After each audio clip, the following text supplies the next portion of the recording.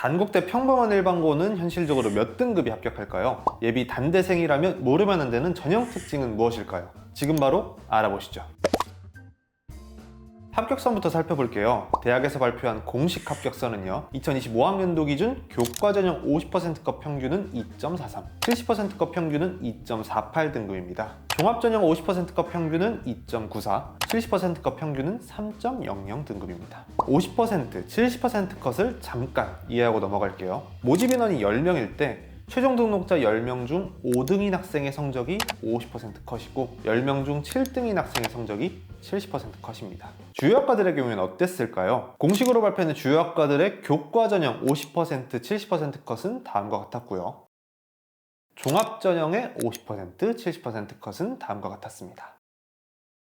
단국대 교과 전형의 경우 일반고와 자공고 합격 비율이 2025학년도 기준 99.6%이기 때문에 일반고에서도 대학 발표 합격선을 참고하셔도 무방하고요. 종합 전형도 마찬가지로 일반고, 자공고 합격 비율이 25학년도 기준 96.38%로 대학 발표 등급과 일반고 합격선이 유사한 걸 확인할 수 있습니다. 합격선만 알면 끝일까요? 합격하려면 당연히 전형 특징까지 알아야겠죠. 먼저 교과 전형부터 살펴보겠습니다. 2027학년도 단국대 교과 전형은요, 전형명은 지역균형 선발 전형이고요. 전형 요소는 교과 95%에 비교과 출결 5%를 반영해 최종 합격자를 선발합니다. 반영 교과는 국어, 영어, 수학, 사회, 과학 전 과목을 반영하고요. 최저학력 기준은 국수영탐 2합 6입니다. 단국대 교과 전형에서 우리가 꼭 알고 가야 될 포인트는요, 비교과 출결 평가가 신설됐다는 점입니다. 27학년도 단대 교과 전형은요, 미인정 출결 일수를 반영하는 비교과 출결 평가를 신설했습니다. 평가 비중은 5%로 적지만요, 교과 전형은 작은 점수차로도 합불이 갈리는 만큼 미인정 출결로 점수 깎이지 않도록 신경 써주세요. 단국대 교과 전형을 한번 정리해보면요, 2합 6에 수능 최저가 있는 교과 전형이고요. 27학년도부터 미인정 출결이 반영되기 때문에 미인정 출결로 감점당하지 않도록 미리미리 관리가 필요하겠습니다.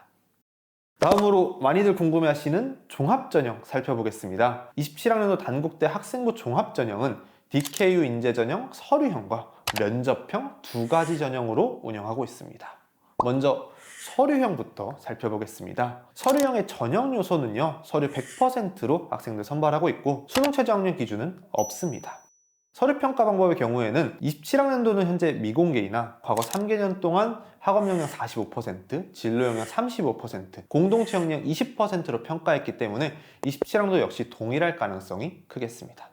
자, 그럼 서류형의 포인트를 한번 살펴보면 광역 모집 단위의 서류평가 방법을 체크해야 됩니다. 서류형에서는요, 일반 학과도 모집하지만 광역 모집 단위도 선발합니다. 이때 광역 모집 단위는 서류평가 시에 진로 역량이 아닌 성장 역량으로 평가한다고 나와 있어 이거 평가 방식이 다른가? 생각할 수 있지만 실제 평가 내용을 살펴보면 진로 역량의 계열 전공이 계열로 바뀐 것에 차이점이 없어서 사실상 서류평가 방법이 같습니다. 따라서 본인 진로에 맞게 생기부를 잘 챙겨온 학생들이라면 관련 계열의 광역 모집 단위로의 지원도 고려가 가능하겠습니다. 자, 다음은 면접형으로 넘어가 보겠습니다. 면접형의 전형 요소는요, 1단계에서는 서류 100%로 3배수 선발하고 있고요.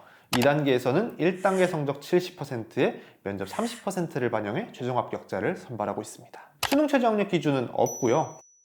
서류평가 방법은 과거 3개년간 동일했기 때문에 27학년도 역시 학업 35%, 진로 45%, 공동체 역량 20%로 평가할 가능성이 크다는 점 참고해주세요.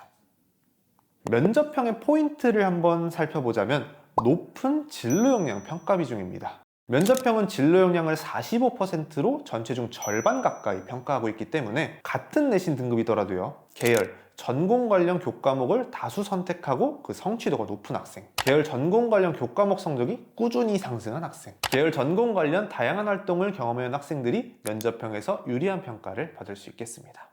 단국대 종합전형을 한번 총 정리해보면요, 단국대 종합전형은 DKU 인재, 서류형과 면접형 두 가지 전형으로 선발하고 있습니다. 서류형은 면접 없이 서류 100%로 선발하는 종합전형이고요. 서류평가 방법에서 광역 모집 단위는 성장 역량을, 일반 학과는 진로 역량을 평가하지만 성장 역량과 진로 역량의 평가 방법이 사실상 같기 때문에 본인의 진로에 맞게 생기부 잘 채워왔다면 광역 모집 단위 계열로도 지원이 가능하겠습니다. 면접형의 경우엔 2단계 면접 30%가 있는 종합전형입니다. 이때 진로 역량을 절반 가까이 평가하는 만큼 진로 역량에 대한 대비가 꼭 필요하겠습니다.